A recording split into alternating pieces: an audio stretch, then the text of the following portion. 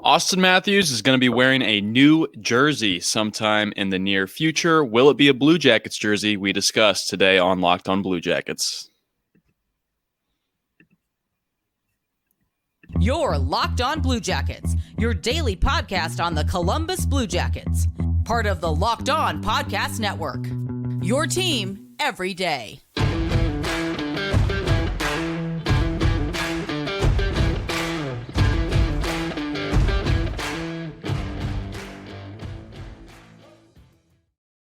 Podcast Network, your team every day. I'm your host, Hayden Heilshorn. With me is my co-host, Jay Foster. We're here to talk about the good, the bad, and the ugly with your favorite team and ours, the Columbus Blue Jackets. Before we get started, we want to thank you for making this your first listen every day. Locked on Blue Jackets is free and available for anybody on all podcast platforms, YouTube, and the SiriusXM app. I want to remind you this episode, is brought to you by Birddogs, our great friends at Birddogs. And Jay, all right, so Auston Matthews.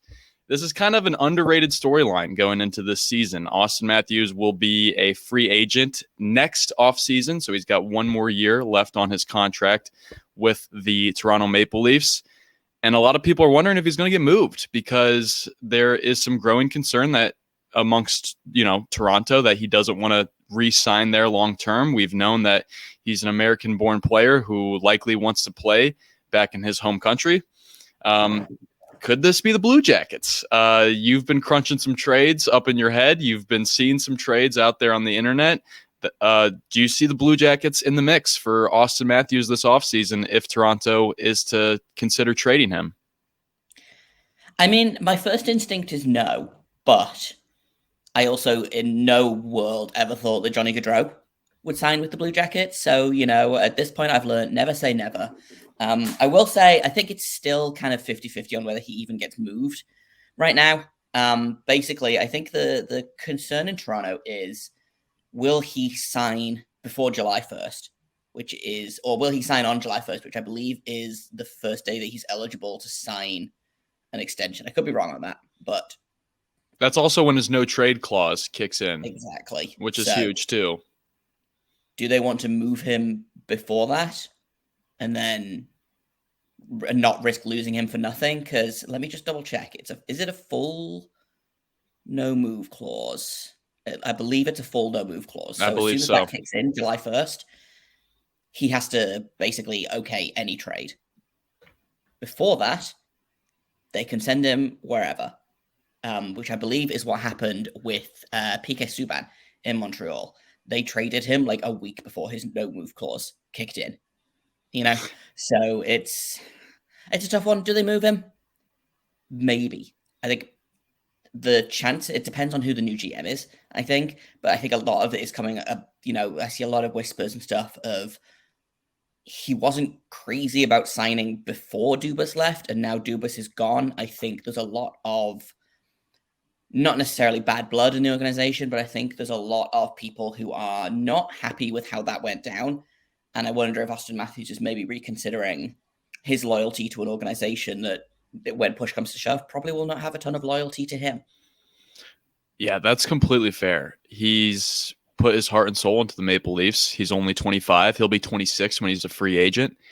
And he does have that no move clause. He can certainly waive that. And will he waive that? I don't know. Does he want to play in Columbus? Does he see himself as a Columbus guy? Like, let's say that trade goes through and he's like, no, I don't want to play in Columbus. Well, then what was the point of all that? It's tough because he really does have a lot of freedom here. And you're absolutely right about the GM thing. It totally depends on who the new Leafs GM is. And it just makes you scratch your head why the Leafs even fired Dubas at such a crucial time, because Nylander's coming up his deal. He's in the same exact situation. Jake Muzzin's in the same situation. There's a lot going on in Toronto.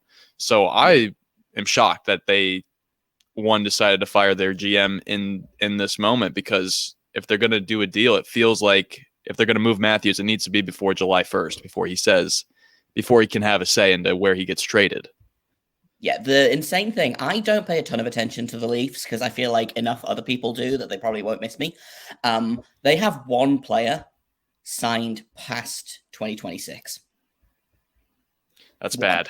And that's more bad. than Riley. Like you said, Matthews, UFA next season. William Nylander, UFA after next season. John Tavares' deal runs out the season after that. Mitch Marner's deal runs out the season after that. So at the end of 24-25, potentially, they could have none of those guys. They would be stupid not to extend Nylander, I think. They'd be stupid not to extend Marner or Matthews as well. But to me... They might not have a choice, though. That's the thing. Is like Matthews might not want to play there. No, I think Nylander likes playing there. I think Nylander likes being a Leaf. I think he has a good thing going there. Matthews is so hard to figure out. I have no real grasp on, like, a lot of people talked about, he's going to go back to Arizona. Well, Arizona might not. The Coyotes might not be in Arizona at the time he's able to make that decision, which, like, that's a whole other thing. Does he want to go to a smaller market? Does he like playing in the big market? Does he want to go to America? Does he want to be closer to home? I think his parents still live in the Arizona area. So I don't know what team would be, like, Vegas is probably the closest team, or like one of the Southern California teams. Auston Matthews on the Kings would be a lot of fun, I think. But that's a whole other thing. It's such a bizarre situation. I have no grasp on what Auston Matthews is even thinking about doing. He's such a closed book about this. And I think, we saw a lot of thinking about last off season, talking about big American stars, going elsewhere. Johnny Gaudreau. I think, we heard a lot of whispers of he probably wasn't going to be in Calgary. He probably wasn't going to sign as a free agent there. Matthew Tkachuk, I think, was quietly pretty vocal about not wanting to sign long-term in Calgary. I haven't heard funny way to put it. Things about Auston Matthews, so this all could come to nothing. He could sign a huge extension next season, but I don't know if that's the way it's going. I saw a really good tweet that was like, go figure that the Leafs signed the first Elites player to be able to make the money work in the best possible way. Because, like, the best thing for Matthews right now, sign a 5-year deal, 6-year deal. Then he's 30, 31. He can sign another 7-year deal. That takes him basically through the end of his career. Auston Matthews right now would be dumb to sign for 8 years, because that takes him to 33. He's not going to get as good of a contract at 33 as he'd get at 30 or 31, So is that the sticking point? Do they want him for 8 years? And he's like, no, I want 5, 6, maybe even a 4-year deal, like Patrick Laine, It's so hard to predict. I have no idea what's going to happen. But I posed the question on Twitter, and a lot of people had a lot of thoughts about it. So I'm sure we're going to get into those in just a minute. Of course, we are going to get into, is he a fit in Columbus? If it even happened, how would it happen? Yes, we'll get to that here shortly. I first want to tell you about Birddogs. Guys, Birddogs, fantastic piece of clothing. I mean, they fit right on my body. Just amazing. The 7-inch seam is kind of perfect. That's a sweet spot for me. They're comfortable. The double layer is very, very nice. It feels very free. They're versatile. If something breaks out and I need to run and, help an old lady get across the street, I can sprint and do that. Like, I can be there in a second with my Birddogs. They are absolutely amazing. Go get yourself a pair of Birddogs for the summer and let those thighs out when the sky is out. Go to birddogs.com/LockedOnNHL. And when you enter the promo code LockedOnNHL, they'll throw in a Birddogs Yeti style tumbler with every order. So that is very, very exciting there. All right, the Blue Jackets. Could they be in play for Auston Matthews? We know that Jarmo loves to make trades, so he's got all the numbers in his Rolodex. He's calling the Leafs, whoever the Leafs GM is, he's going to be calling, seeing what they want for Auston Matthews. And you got you put it out there to the fans. You got some responses back. I'm sure you have some trade, equations of your own to give to us, Jay. But I just worry that with a guy that's going to have an expiring contract, we know even though Columbus is hot right now, we got Johnny Gaudreau last offseason. We're not the best at re-signing guys that we trade for. So do we want to go down this road again as an organization? I don't know. I think the Leafs would be asking for a whole ton back for one Auston Matthews, a guy that has just ripped up the NHL the last few years. But what are you seeing in the trade machine? Yeah. So for me, first of all, and like this is maybe a no-brainer, it is a non-starter unless Auston Matthews comes with an extension in place. I am not trading for 1 year of Auston Matthews for him to then waltz off to LA in free agency. I'm just not doing it. It makes no sense at this point. If the Blue Jackets were if the Blue Jackets were one piece away from being the Tampa Bay Lightning or being the Colorado Avalanche, I'd be like, yeah, F it, why not? Let's throw 3 first-round picks at the Leafs, take Auston Matthews for a year, use that to get them over the hump. That's not where they are. Auston Matthews it makes them a better team immediately. Like the concept of a Gaudreau Matthews line, a top line, makes me feel all warm and tingly inside, But do you keep that though? I don't know. Like in a trade for Auston Matthews, I will imagine the Leafs are going to demand a line A or Gaudreau. Yeah, I mean, and you can't give him Gaudreau because he's got 7 years here. Yeah, Gaudreau's a non-starter immediately. Right. For me, Line A is also a non-starter, personally. Same, but I don't know. Those two and Werenski for me are the guys that you keep of the roster guys, and then you start getting into, do the Leafs want, do they want 3rd overall, 22nd overall, and Kent Johnson? Again, that's a no for me. I would not give up a blue chip prospect like that for Auston Matthews. I think he would change the face of this team, but it just feels like a lot to give up for that. Yes, you would immediately get your franchise center, but it just, I don't know. Maybe it's that I would always rather have the prospect of the pick than the sure thing. And I don't know if that's because I like to bet and I like to, gamble on things, but I don't know. Like, we can get into some of the trades that I got, but I was thinking about it, and I don't know that I give up. Looking at the Blue Jackets roster as well, and we'd have to make the cap work as well, which would get tricky. But I don't know that I give up Johnson, Marchenko, or Sillinger. I don't give up David Jiricek.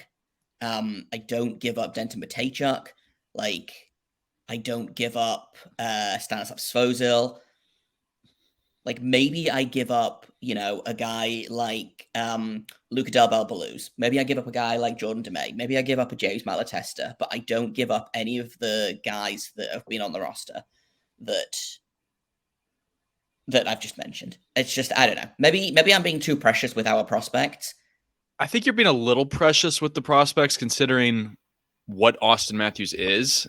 I don't think I have to remind people, but I will anyway, just because it's so amazing to read every single time. But at the age of 25, drafted in 2016 by Toronto, 1st overall pick. Since then, he's put up 542 points in 481 games. He scored 299 goals in 481 games. He's just been amazing. He has been the 2nd best player in the league behind Connor McDavid for a while now. And he's only 25. So it's just he's got those years left to go. Just going back to that trade that you just mentioned off the bat, you said Kent Johnson and then the 2 first-rounders from this year. Mm-hmm. No, I'm also a no on that. If that is just getting Auston Matthews this year unsigned for the next year. If we get a sign and trade, even if it's a 2 years of Auston Matthews, I might look at that.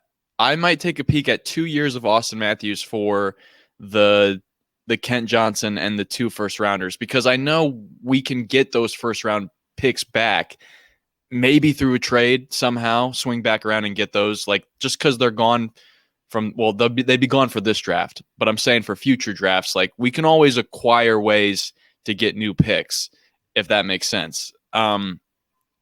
Because if you're getting Auston Matthews for 2 years, I feel really, really good about the Jackets' chances of providing at least a deep playoff run with him at center, with Laine and Gaudreau then on the wing, and then Werenski on the back. Like I feel fantastic about the direction of this team in the next 2 years. I think for a while now, Blue Jackets fans have been waiting for the Blue Jackets to build a team that's going to last, 5 to 10 years. And it's just so hard to do that. It's just so hard to do that. Now, they're the closest they've ever been signing Gaudreau to long-term and locking in Werenski for long-term and Laine for a little bit of a term. But just realistically, we want to win a cup, and I can sacrifice Ken Johnson and those 2 first-round picks if it means I'm getting AM34 for 2 seasons. See, that's the thing. Do you give up someone like Ken Johnson who could be a future? He's going to be a top 6 forward for this team. He had, what was it? I don't have the numbers in front of me. He had 40 points in this season as a 19-year-old. He was amazing. He was amazing this year. You give up the next 15 years of Ken Johnson for 2 years of Auston Matthews. That's my argument is, if we're trading for Matthews, I would want a minimum 5-year deal already in place. So we have him this season and then the 5 years. So take him all the way up to age 30. That's what I would want minimum. If we're even getting into the area of talking about someone like Johnson or Marchenko or Jiricek. So here's like I've been kind of mulling a couple of my proposals around, and then we'll get into some of the Twitter ones, because some of them are good, some of them are interesting. How do you feel about 3rd overall this year, 22nd overall this year, a 1st round pick next year, Jake Bean, and Jack Roslovic to make the money work? See ya. Yeah. No question. It's so tough to balance, because it's so easy for me to be like, yeah, I'd give them Jack Roslovic in a second, and they would say thank you. Wait, how many years? Is it unsigned? I would want Auston Matthews signed for at least 5 years. Okay. First of all, I don't think the Blue Jackets are ever going to get that. I don't think the Blue Jackets are going to. I don't think if they're going to do a sign and trade, I feel like it'd be like anywhere between 2 and 4 years, and kind of like just like here's a little bit of something. It's better than just the 1 year thing. And then Auston Matthews still has that freedom. I think it could be 2 years. I think if they're going to do sign and trade, it'd be 2 years. So that's kind of what I'm putting in my mind. Like that would be ideal. Like if the Blue Jack, well, not ideal. Obviously, you'd want him for 5 years. No doubt, of course. But I just think realistically, the Blue Jackets can only keep a guy like that for 2 seasons before he's going to want his freedom and be elsewhere. I don't know. It goes back to, I don't know what Auston Matthews wants. True. Does he want that long-term contract to settle down somewhere? Does he want, like, that was the thing. Johnny Gaudreau is 29, I think, 28, 29. So his contract takes him all the way up to being like 36. He's got a wife, he's got a baby. He wants to be somewhere long-term. Auston Matthews is not as tied down, So maybe he does want to do, 2-year contracts and then immediately go somewhere else. Maybe he wants maybe he, agrees to a short contract extension to reevaluate where he's going to be in 2 years. I feel like a guy like Auston Matthews, I feel like hasn't even hit his peak yet. No. You rattle off those stats earlier. What was it? 299 goals in 480 games or something? Bonkers. Legitimately bonkers. The best goal scoring talent in this league since Ovechkin. And Ovechkin's still going, Yeah. But he's the next Ovechkin, I think. That doesn't feel unfair to say. But I think Columbus, it has things to offer him. I think if you call Auston Matthews and you're like, hey, how would you like to play with Johnny Gaudreau for the next 7 years? I think he would be just fine with that. Auston Matthews and Zach Werenski are, by all accounts, very good friends. I think if you offered him the chance to play with Werenski for the next little while, he'd be like, yeah, sure, let's do it. I'm less sure about Laine. I think those two guys clashed a little bit. The media tried really hard to make it a rivalry, and I don't think Auston Matthews was interested. I think Patrick Laine was just mad about not going 1st overall. But I don't know. I think Columbus definitely has things to offer him. It's a nice city. Do they have the cap space? Maybe. That's a completely other other question. Right now, they have $16 million. They have $16.8 million in cap space right now. But next season, so when Auston Matthews' new contract will kick in, the only players that they have under contract that are currently on the roster: Gaudreau, Laine, Jenner, Corrali, Gabranson, Peak, Boquist, Muslikins, Tarasov, Werenski. There's a lot of guys that need. There's a lot of guys that need to re-sign this summer. The cap is going to go up. The cap is projected to hit up to $88 million, so that should give a little bit of room. I believe that is $5 more million than what it is currently sitting at. So by the time Auston Matthews is a free agent, you should have a little bit more room there. But yeah, he's making $11.5 million right now. He's going to his next deal is going to be money. Yeah, McDavid, I think, is making 12.5. He's going to want that at least. Yeah. Oh yeah. He's gonna get a bag. He's gonna be the have the richest contract in the NHL at the time, and it's gonna be great for him. Do the Blue Jackets have room for that? If they do, I'm all for them exploring trade options. All for them exploring, whatever they need to do. It is funny, just going back to that first thing you said before we hit another pause. That first thing you said about we don't know who, we never thought Gaudreau would like Columbus. Never once last season did I think Johnny Gaudreau is interested in playing here in Columbus, Ohio. And then he signed here. So I have no idea what other people's view of Columbus is. As you guys have tuned in, you everyday listener, I say a lot of good things about this city. I still think it's not Miami. I still think it's not Los Angeles. But, I'm also not a guy making big bucks, having to decide which state I'm going to save money in based off tax. I don't know, so we'll see. It'll definitely be interesting if we hit this offseason and the Blue Jackets name starts getting in the mix, but definitely look out for it because the Leafs got to do something. And I think if they are able to see kind of what the Flames did right with trading Matthew Tkachuk and getting back Jonathan Huberdeau, then if they can follow in that footstep, then he will get moved this offseason. So that's something to definitely look out for. I want to remind you before we take another break, we'll come back and talk more about other potential trade targets that the Blue Jackets could be looking out for, because obviously Auston Matthews is the big name out there, but there's other names, and the Blue Jackets are going to do something. No doubt about that. We'll hit that here shortly. I want to remind you that FanDuel is a phenomenal place to sign up if you want to get into sports gaming. They have great promotions every single day. It is a safe and secure app. It was the first app that I got when sports gambling became legal here in Ohio back in January. I was able to cash out big on a couple of those no sweat first bet up to $1,000 promos. I cashed out big on that. So definitely go over to FanDuel, download it. It's great. I'm a huge FanDuel fan. All right, the Blue Jackets, they're going to do something. They need to continue to add depth at center. They may even look at adding depth at the defenseman position, because outside of Blankenburg, Yurchek, and Redsky, I don't know how great you're feeling there right now. And there are some guys that have contract situations like Matthews, where it's guys that are on their last deal, maybe not looking to re-sign at the place that they're at. Where are they going to go? What is their team going to do? Are they going to trade him? I think the Blue Jackets should look at center, first of all. And one name that I like off the bat is Elias Lindholm, who's been with Calgary for the last few years. I think he's very dynamic. I think he could do a lot up the middle. But Jay, what are some targets that you like the Blue Jackets potentially going after this offseason? Yeah, Elias Lindholm was the first name that I thought of as well. Knows Gaudreau extremely well. Had, I think, 80 points last season between Gaudreau and Tkachuk. I'm just pulling up the center free agents. I know that I had them up earlier. Okay, so looking at the center free agents, it's annoying.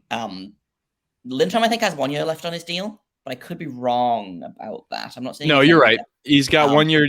Yeah, it would be a trade as opposed to a UFA signing. Correct. Yes, this is all trade situations. So guys that would be 2024 UFAs. So Anze Kopitar is an older name in that list.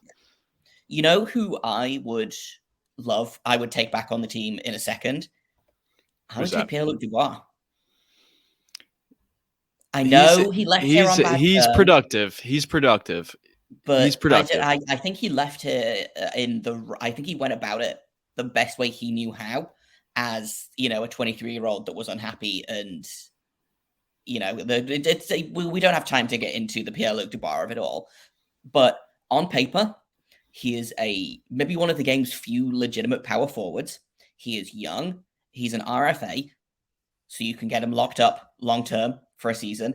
He's only making $6 million at the minute. He had 63 points in 73 games last season on a Winnipeg Jets team that struggled heavily on offense.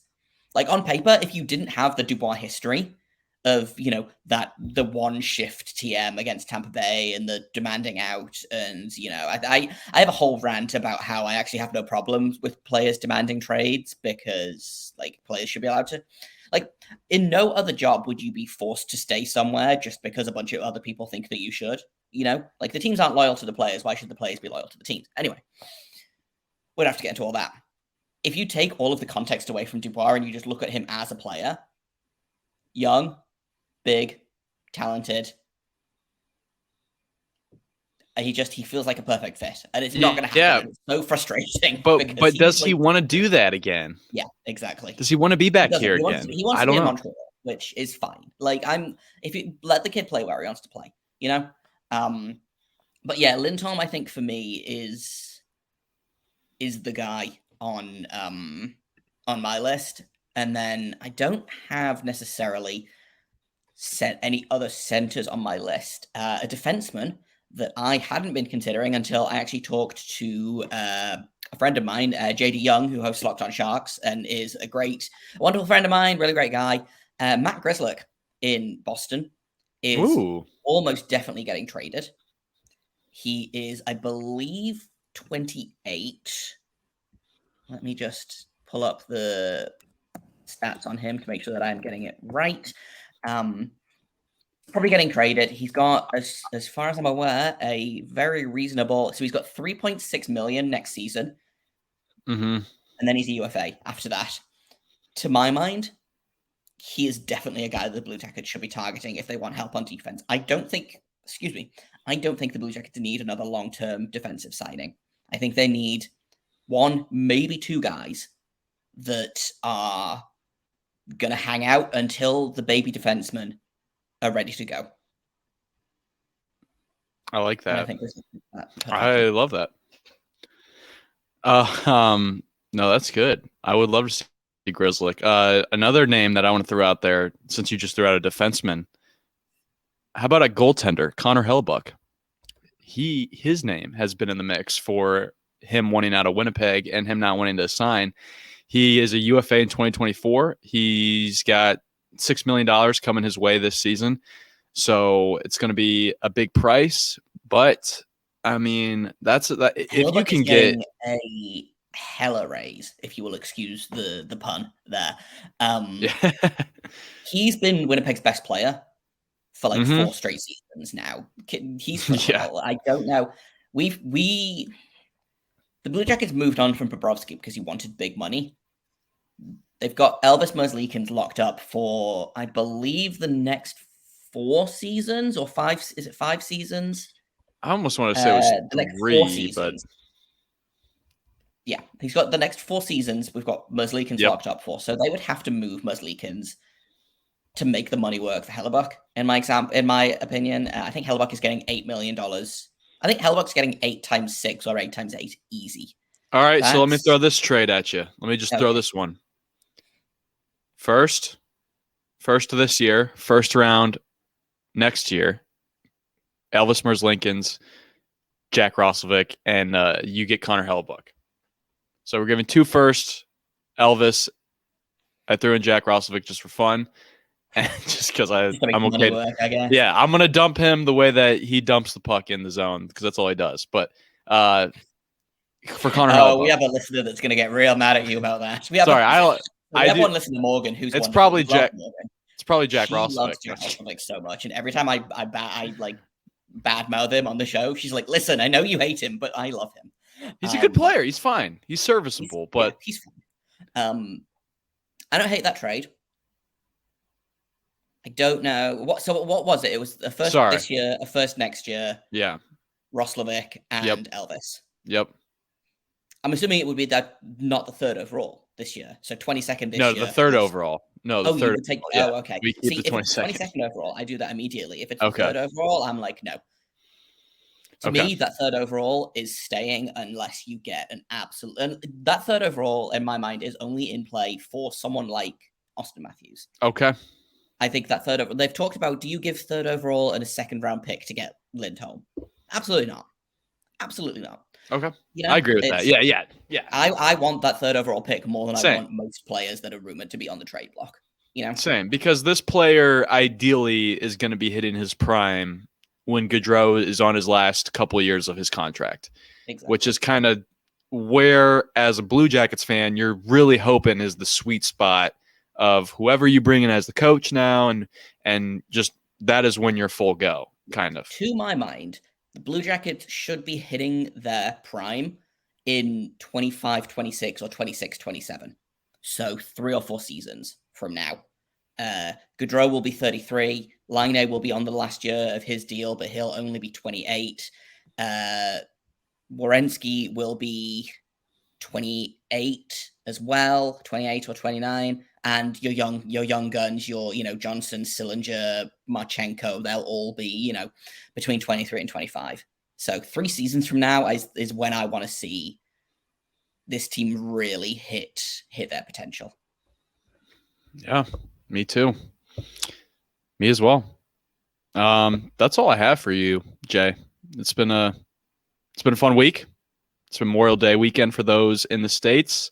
So I hope everybody has a good weekend there. Jay, you got anything fun going on?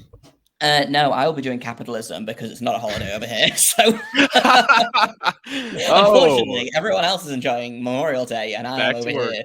The sole, actually, no. There is one other English host on the Locked On Podcast Network. So me and him are going to be working, and everyone else is going to be enjoying their long weekend.